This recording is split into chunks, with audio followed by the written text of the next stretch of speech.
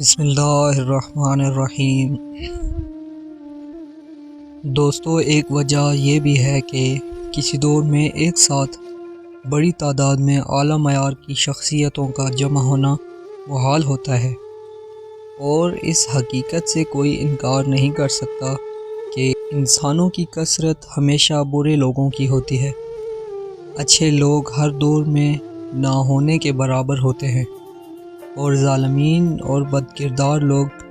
دنیا کی بزم کو گرمائے رکھتے ہیں اور رونق دنیا بڑھائے رکھتے ہیں۔ اور اگر اس چلتی دنیا میں حقیقی عدل کا قیام ہو جائے تو اس اپنی بدکرداریوں کی وجہ سے اس دنیا کی آبادی 1/100000 سے بھی کم رہ جائے گی، اور جب انسانیت کا اتنا بڑا حصہ قبرستان میں بدل جائے تو کیا اس آنے والے عادل حقیقی اجل اللہ فرج الشریف نے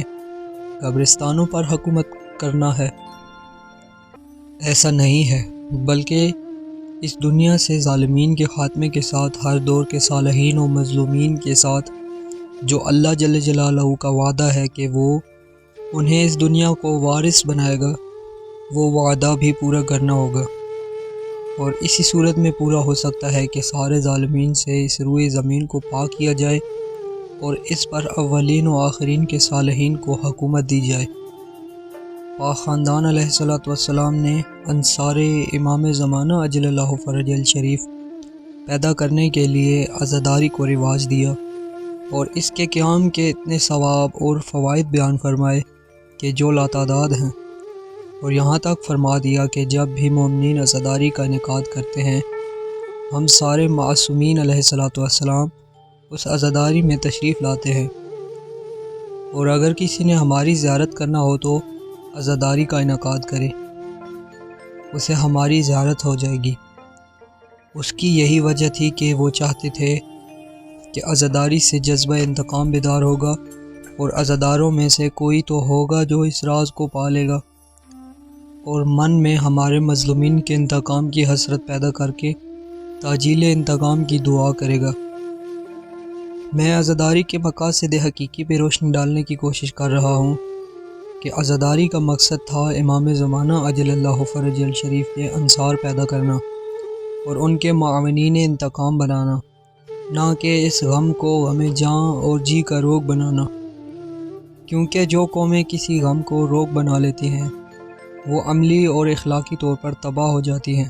اور جب سے ہماری قوم نے مقصد عزا کو بھلایا ہے، اس دن سے ہمارے عوام اور علماء سے عمل مفقود ہو رہا ہے اور اخلاقی طور پر پستیوں کی طرف جا رہے ہیں،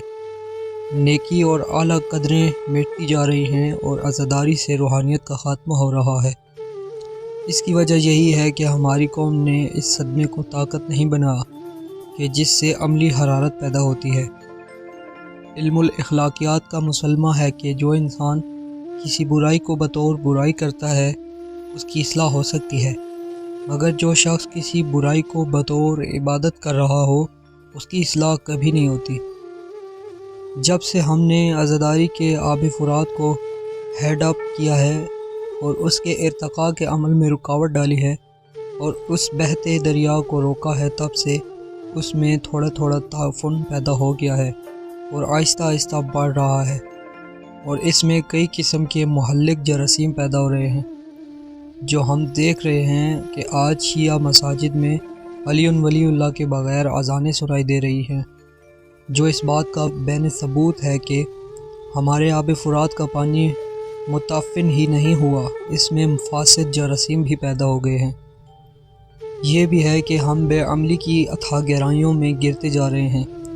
مجالس اعضاء میں پیدا ہونے والی برائیوں کو بھی عبادت مان کے کر رہے ہیں، جس کا نتیجہ ہمارے سامنے ہے کہ ہم ایک بے عمل قوم کی طرح اقوام عالم میں مشہور ہو رہے ہیں، اور اس بے عملی کو دیکھ کر دشمن کے حوصلے جوان ہو رہے ہیں۔